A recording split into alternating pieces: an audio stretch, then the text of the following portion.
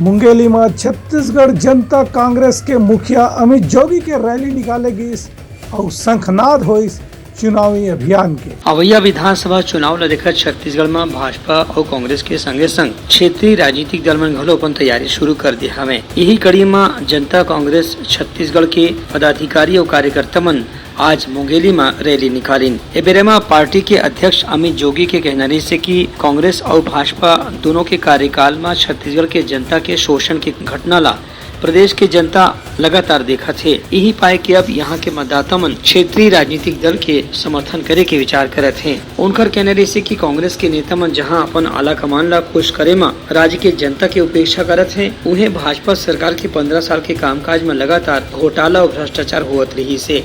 यही पाए के प्रदेश के जनता ए दरी के विधानसभा चुनाव में क्षेत्रीय दल मन ला ज्यादा समर्थन दे बर तैयारी करत है।